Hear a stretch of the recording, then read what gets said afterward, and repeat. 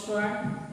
Today we discuss about the solution of the quadratic equation by completing square method.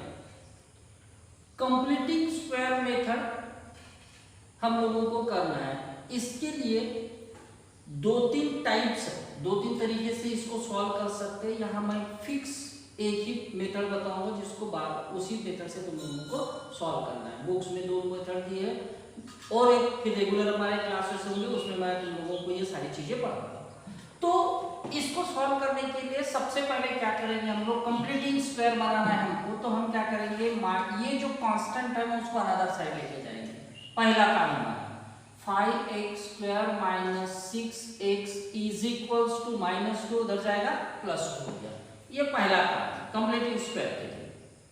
अब उसके बाद में हम लोग देखेंगे कि यहाँ x² का कोएफिशिएंट यूनिट है क्या. अगर नहीं है तो इस कोएफिशिएंट से पूरे इक्वेशन को डिवाइड करेंगे. तो क्या मिलेगा हमको, x² - 6/5x = 2/5. यहाँ हमने 2/5 x² का कोएफिशिएंट यूनिट करने के लिए हम लोगों ने 5 से डिवाइड करके इसको इक्वेशन दे देंगे नंबर 1. अब हमारे पास में जब क्वाड्रेटिक इक्वेशन या क्वाड्रेटिक पॉलिनोमियल बोलते तो तीन टर्म्स होती है. फर्स्ट टर्म क्वाड्रेटिक 2 पावर 2 की, फिर x की और एक कांस्टेंट टर्म होती है. तो हमको यहाँ एक कांस्टेंट टर्म इस प्रकार से अरेंज करना है कि जिससे हमारा ये स्क्वायर कंप्लीट हो जाए, इसलिए इसका नाम है कंप्लीटिंग स्क्वायर मेथड. अब करना क्या है, तो यहाँ थर्ड टर्म = कौन सी टर्म लगाना है, तो 1/2 × b इसका स्क्वायर निकालना है. 1/2 करना है इंटू b. b का मतलब द कोएफिशिएंट ऑफ x. क्या मिलेगा बताओ, 1/2 into what is the b, -6/5.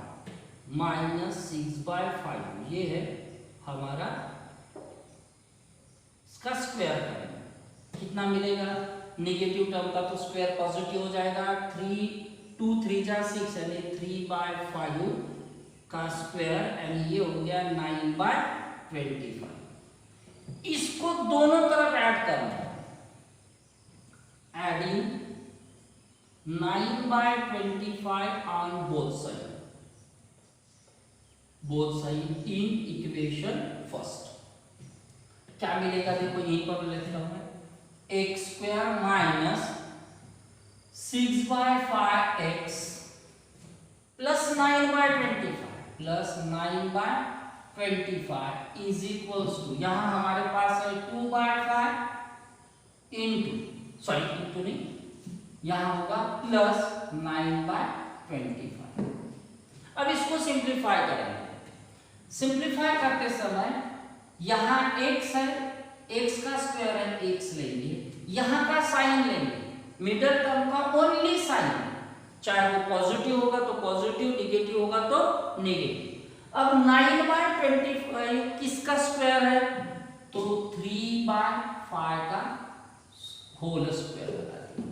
ये हो गया हमारा स्क्वायर परफेक्ट. यहाँ = इसको सिंप्लीफाई करेंगे 25, यहाँ 5 से मल्टीप्लाई करेंगे, 5 2 जा 10 + 9 क्या मिला हमारे पास, x - 3/5 होल स्क्वायर = 19/25.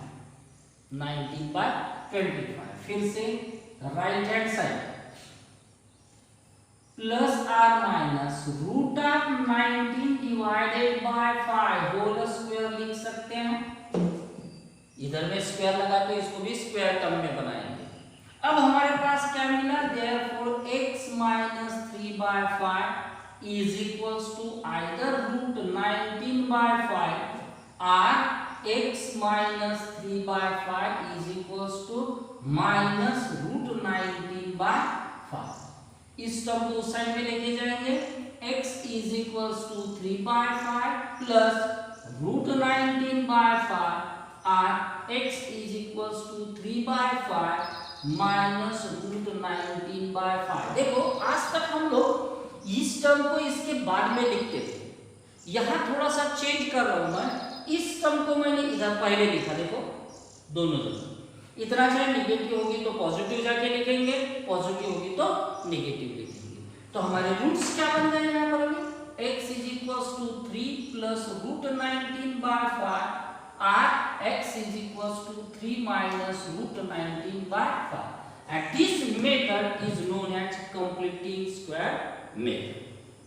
कभी-कभी हमारे पास एग्जाम में ये क्वेश्चन पूछा जाता है कि using completing square method whether the equation has roots or not, exist or not। तो यहां इस स्टेप तक हम लोगों को आना है। यहां पर देखो इस स्टेप तक, इसी मेथड से इस स्टेप तक आना है। अब यहां अगर ये वाली वैल्यू अगर पॉजिटिव आती है तो रूट एग्जिस्ट होंगे, अगर निगेटिव आते तो रूट एग्जिस्ट नहीं होंगे। क्यों नहीं होंगे? तो देखो अगर यहां माइनस होता तो negative term never be square of any term. हाँ, हम निगेटिव का स्क्वायर पॉजिटिव कर सकते हैं, लेकिन किसी भी निगेटिव को परफेक्ट स्क्वायर नहीं बोल सकते। तो यहां अगर निगेटिव आते तो इसका मतलब हमारे रूट्स एग्जिस्ट नहीं होते। तो this is completing square method. एक बार फिर से देखो, सबसे पहले कांस्टेंट टर्म क्या करना है, राइट में भेजना है। उसके बाद में एक्स स्क्वायर का कोएफिशिएंट यूनिट बनाना है, यहाँ पर जो भी होगा उसको यूनिट बनाना है। और फिर यूनिट बनाने के बाद में थर्ड टर्म हम लोगों को निकालना है। वो थर्ड टर्म, इस टर्म को 2 से डिवाइड करना है। देखो 1/2 इंटू किया मैंने, इसका मतलब 2 से डिवाइड किया, और 2 से डिवाइड करने के बाद जो भी टर्म आती है उसका स्क्वायर दोनों साइड में ऐड करने के बाद में हमको सिंप्लीफाई करना है। तो ये हो गई हमारी कंप्लीटिंग स्क्वायर मेथड। अब हम लोग यहाँ पर देखेंगे फार्मूला मेथड। फार्मूला मेथड के लिए हम लोगों को क्या करना है, इसको स्टैंडर्ड फॉर्म में लिखना है। अगर कोई टर्म उस साइड में होगी तो उसको इस साइड में पहले से भेज देना। अब यहाँ पर what here a is equals to 5, b is equals to -6 और c is equals to -2 लिख के रख देना है। नाउ डेल्टा, इसको हम बोलते हैं डिस्क्रिमिनेंट। क्या बोलते हैं इसको? डिस्क्रिमिनेंट। और इसका फार्मूला होता है b² - 4ac। ये कैलकुलेट कर रहे हैं b² - 4ac। तो b की वैल्यू है हमारे पास -6 square 4 into a into c -2 36 minus minus plus कितना होगा 5 to 10 40। ये हो गया हमारे पास में कितना 76। अब ये इसका रूट निकल सकता है क्या, वो देखना है हम लोगों को। अब इसका रूट निकालते समय या सिंप्लीफाई करते समय हम लोग इसको परफेक्ट स्क्वायर से मल्टीप्लाई करें। अब हमारे पास में परफेक्ट स्क्वायर कौन कौन से है? परफेक्ट स्क्वायर हमारे पास में है 4, 9। तो क्या इसको पहले हम लोग देखेंगे 4 से मल्टीप्लाई होता है क्या?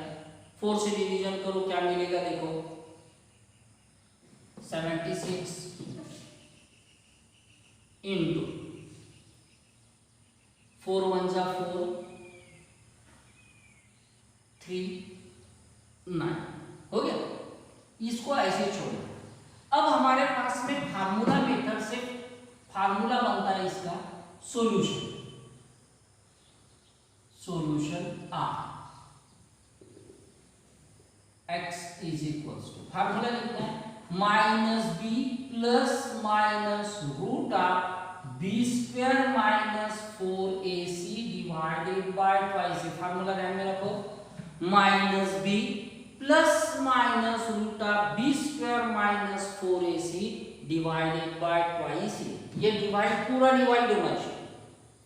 अब यहां पर वैल्यूज रखेंगे minus what is b -6, b की वैल्यू देखो -6 plus minus root of b² - 4ac जिसको जिसको हम डिस्क्रिमिनेंट बोले थे, क्या निकाल के रखे देखो 76, इसको मैंने यहाँ तोड़ के रखा, कितना निकला 4 into 19, यहाँ लिखेंगे 4 into 19 divided bye 2a, 2 into a, what is the value of a 5। ये मिला हमारे पास में 6 प्लस माइनस 4 को बाहर निकाल लो 2 रूट 19 डिवाइडेड बाय 10। क्या सभी को 2 से डिवीजन होता है? क्या मिलेगा 3 plus minus root 19 divided by 5। Therefore x is equals to either 3 plus root 19 by 5 or x is equals to 3 minus root 19 by 5। देखो जब भी हम लोगों ने कंप्लीटिंग स्क्वायर मेथड से सॉल्व किए थे तो भी आंसर यही आई थी, फार्मूला मेथड से भी सॉल्व किए तो भी यही आंसर आएगा। एक बात और ध्यान में रखना कि जब तक एग्जाम में हमें find the solution bye completing square method जब तक नहीं बोलता तब तक कंप्लीटिंग स्क्वायर को हाथ में लगाना है, इस आइदर स्प्लिटिंग और फार्मूला मेथड का ही यूज करना है। तो इस प्रकार से हम लोग फार्मूला मेथड से भी हम लोग इसको सॉल्व कर सकते हैं। जैसे मैंने जब भी बताया था कि whether the roots are exist, ऐसा अगर फार्मूला मेथड से भी आता है तो फिर यहाँ डिस्क्रिमिनेंट की तरफ आने का। अब डिस्क्रिमिनेंट अगर पॉजिटिव आता है तो रूट एग्जिस्ट होंगे, और डिस्क्रिमिनेंट अगर निगेटिव आता है तो रूट्स एग्जिस्ट नहीं होंगे, ये ध्यान में रखना है। क्योंकि इसी यहाँ पर भी देखो रूट निकाला मैंने, इसका रूट निकाला फार्मूला में देखो, तो इसका मतलब ये हो रहा है कि अगर ये पॉजिटिव आता है तो रूट निकलेंगे, नहीं आता तो नहीं निकलेंगे। इस प्रकार से हमारे पास में फार्मूला मेथड से भी हम एग्जामिन कर सकते हैं, डिस्क्रिमिनेंट निकालते हैं। कभी कभी एग्जाम में क्वेश्चन पूछा जाता है ओनली फाइंड द डिस्क्रिमिनेंट, इस प्रकार से क्वेश्चन पूछा जाता है। अभी जैसे मैंने फार्मूला मेथड से बताया था यहाँ पर पॉजिटिव के लिए, तो यहाँ नेचर ऑफ रूट आता है, नेचर ऑफ रूट्स। तो सबसे पहली बात तो एक बी स्क्वायर माइनस 4ac अगर 0 आ गया, बी स्क्वायर माइनस 4ac यानी डिस्क्रिमिनेंट अगर 0 आएगा तो ये 0 हो जाएगा, ये भी 0 हो जाएगा, ये 0, इसका मतलब 3/5 मिलेगा हमको से। दैट इज हमारे पास में दो रूट्स तो मिलेंगे लेकिन दोनों 3/5 क्योंकि प्लस 0 करो या माइनस 0 करो उसका कोई फर्क नहीं गिरता। It means that if the discriminant is equals to 0, then the roots, there are two roots. The roots are real and equal. Roots तो एग्जिस्ट होंगे लेकिन रूट्स कैसे एग्जिस्ट होंगे? रियल भी होंगे और अनइक्वल इक्वल होंगे।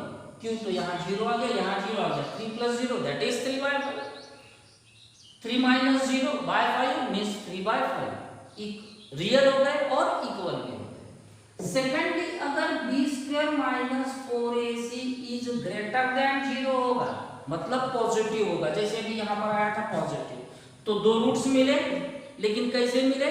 अलग अलग मिले, यानी roots are real and unequal. इसी को हम डिस्टिंक्ट रूट बोलते हैं। डिस्टिंक्ट मतलब अलग अलग रूट्स मिलेंगे लेकिन अलग अलग मिलेंगे। और तीसरा था b² - 4ac is less than 0 अगर होता है तो हमारे पास में no roots are not exist. Why? Because if b² - 4ac is less than 0 that is negative, then अगर ये नेगेटिव आता है तो इसका रूट निकलेगा क्या? नहीं निकलेगा। जब किसी का रूट नहीं निकल सकता तो हम उसको क्या बोलते हैं? Not real roots, no real roots. इस प्रकार से हमारा क्वाड्रेटिक इक्वेशन का जो चैप्टर है वो खत्म हो गया। अब एक्सरसाइज सॉल्व करना है।